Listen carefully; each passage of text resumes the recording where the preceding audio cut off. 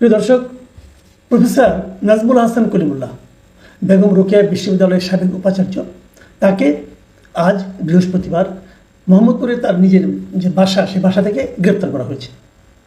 তাকে গ্রেপ্তার করা হয়েছে দুদকের একটা মামলায়।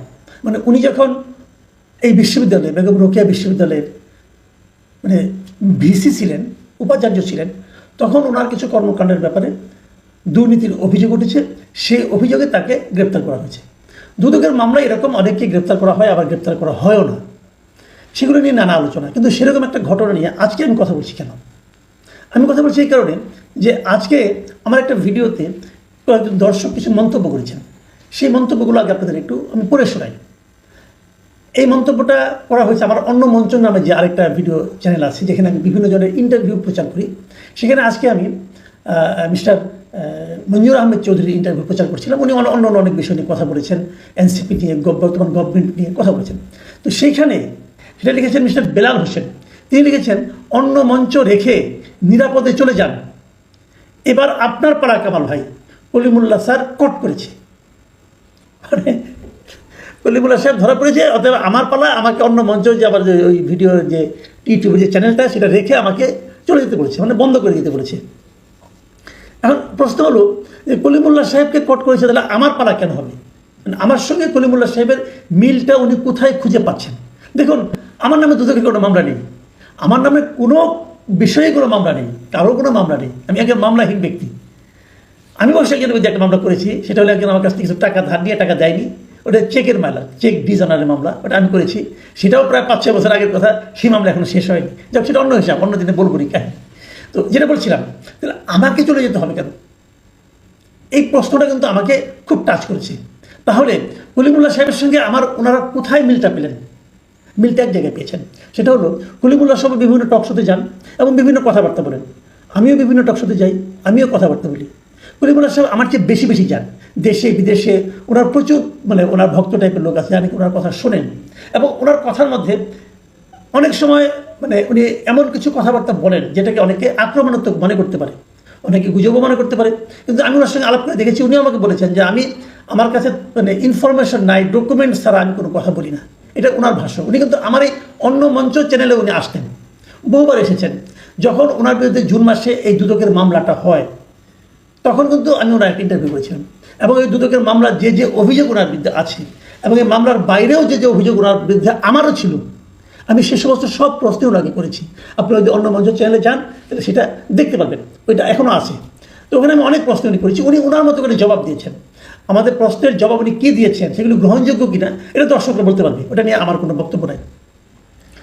কাজে উনি আমার চ্যানেলে বেশ অনেকবার এসেছেন, প্রায় 10-15 দিন পর পরে একবার করে আসতেন। ওনাগুলি প্রচার করতাম, আমি দেখতাম দর্শকরা ওনাকে বেশ পছন্দও করেন। এখন কেন পছন্দ করেন তা তো আমি বলতে পারবো না। হয়তো দর্শক যেভাবে ভাবেন, সে ভাবনার সঙ্গে ওনার বক্তব্য মিলে যায়, হয়তো এই জন্যও করেন, সেটাও হতে পারে। ওটা নিয়ে আমার কোনো বক্তব্য নেই। আবার দেখেন, আরেকটা কথা বলি। এই ঘটনার প্রেক্ষিতে আরেকজন লোক, উনি একজন সাংবাদিক, উনি আপনার এনটিভির একজন বার্তা সম্পাদক, মিস্টার মুস্তফা খন্দকার। উনি একটা কমেন্ট করেছেন, ওনার ফেসবুকে একটা স্ট্যাটাস দিয়েছেন, পোস্ট দিয়েছেন। সেখানে উনি লিখেছেন, গুজবের ফ্যাক্টরি কলিমুল্লাহকে গ্রেফতার করায় আইন শৃঙ্খলা বাহিনীকে সাধুবাদ। উনি কলিমুল্লাহ সাহেবকে গুজবের ফ্যাক্টরি হিসেবে অভিহিত করেছেন। যেহেতু কলিমুল্লাহ সাহেব প্রচুর গুজব ছড়ান এবং উনি গুজবের ফ্যাক্টরি, ওনাকে যেহেতু আটক করা হয়েছে, এই জন্য যারা আটক করেছেন তাদেরকে উনি ধন্যবাদ দিয়েছেন। কিন্তু মুস্তফা খন্দকার সাহেবকে আমি জানি না উনি কেন এটা লিখেছেন। আমার কাছে ওনার লেখাটা এই জিনিসটা পছন্দ হয়নি কেন সেটা আমি বলি। ওনাকে তো এই গুজবের কারণে গ্রেপ্তার করা হয়নি। ওনাকে আপনি যদি মনে করেন উনি গুজবের ফ্যাক্টরি, আপনি যদি মনে করেন ওনার কথাগুলি গুজব, কোনো তথ্য নাই, কোনো ভিত্তি নাই, যদি মনে করেন আপনি, তো সেক্ষেত্রে ওনাকে যদি এই কারণে গ্রেপ্তার করা হতো, তাহলে আপনি আনন্দিত হতে পারতেন। তা তো হয়নি। ওনাকে গ্রেপ্তার করা হয়েছে আরও অনেক আগের। উনি আপনার রোকেয়া বিশ্ববিদ্যালয়ে ভিসি হিসেবে ছেড়েছেন, সেটাও তো প্রায় কয়েক বছর হয়ে গেল। সেই সময়ের একটা ঘটনাকে কেন্দ্র করে গত মাসে জুন মাসের 15 তারিখ ওনার বিরুদ্ধে মামলা করা হয়েছে, এবং সেই মামলায় ওনাকে আজকে গ্রেপ্তার করা হলো। এখন আমি যদি বলি যে উনি ওই ভিসি পদ ছাড়া, উনি যখন ভিসি ছিলেন তখন মনে করা হতো উনি হয়তো সরকারের সুবিধা, আওয়ামী লীগ সরকারের সুবিধাভোগী একজন লোক। এবং ওই পদ ছাড়ার পরে আমরা দেখেছি গত সরকারের, আওয়ামী লীগ সরকারের শেষ দিকে উনি কিন্তু আওয়ামী লীগের প্রচুর সমালোচনা করতেন, এবং সেগুলোকে লোকে বাহবা যেত। যদি গুজবের ফ্যাক্টরি হয় তাহলে তখনও গুজব ছিল, তখন সেটাকে সবাই বাহবা দিত। আবার যখন এই গভর্নমেন্ট আসলো, মানে ইউনিসের গভর্নমেন্ট আসলো, তখন উনি অনেক কথা বলেন যেগুলো নাকি সরকারের সমালোচনাই হয়, সরকারের বিরুদ্ধে যায়। আমি বুঝতে পেরেছি মুস্তফা খন্দকার এগুলো তো গুজব মনে করছেন। সমস্যা নেই, মনে করতে পারেন, ওনার যদি তথ্য থাকে মনে করতে পারেন, কিন্তু ওনাকে তো এই কারণে গ্রেপ্তার করা হয় নাই, ওনাকে আগের একটা মামলা দেখায় গ্রেপ্তার করা হয়েছে। আমি এই যে প্রবণতাটা, এটাকে আমি অপছন্দ করি। ধরেন আমি একজন লোক, সে আমার বাড়ি থেকে কিছু একটা চুরি করেছে, হয়তো আমার বাড়ি থেকে মুরগি চুরি করেছে, ধরা যাক মুরগি চুরি করেছে, সে রাস্তায় হাঁটতে যেয়ে, তাকে আমি বিচার করছি না কিছুই না, রাস্তায় হাঁটতে যেয়ে সে হোঁচট খেয়ে পড়ে গেল, পড়ে যেয়ে তার হাত ভেঙে গেলো, আমি তাকে হাততালি দেবো? দেবো না তো। দেবো না এই কারণে আমি খুশি হতাম যদি সেটার এই মুরগি চুরির জন্য সে সাজা পেত। তো বিষয়টা এভাবে দেখলে আমি মনে করি ভালো হয়, কারণ ব্যক্তিগত পর্যায়ে সম্পর্কটাকে নিয়ে যাওয়া ঠিক না। যাই হোক, ওনাকে গ্রেপ্তার করা হয়েছে। দুদকের মামলায় কি এটি প্রথম গ্রেপ্তার হলো কেউ? না, তাও না। দুদকের মামলায় অনেকেই গ্রেপ্তার হন।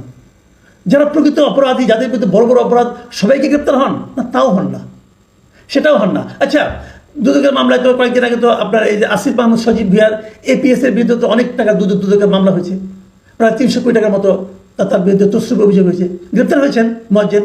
গ্রেপ্তার হয়েছেন নাকি? হন নাই তো।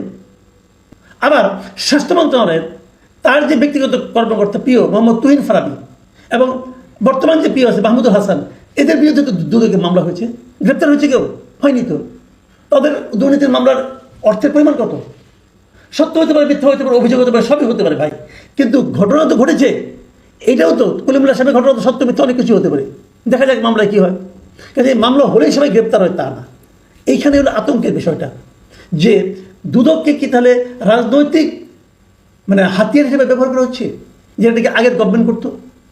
আগের গভর্নমেন্ট দেখতো যারা তার বিরোধী, যারা তার সমালোচনা করে, তাদের ধরে ধরে গ্রেপ্তার করতো দুদকের মাধ্যমে, পুরনো একটা মামলা দেওয়া। এই সরকারও কি সেই পথে হাঁটছে? যদি সেটা হয় তাহলে সেটা হবে সবচেয়ে বেদনাদায়ক। কারণ এই সরকার তো হাসিনার সরকার না।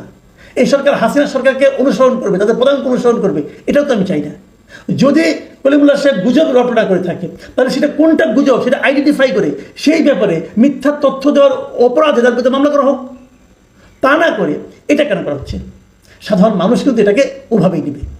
এই ব্যাপারে কি সরকার সচেতন আছেন? আমার মনে হয় থাকা উচিত।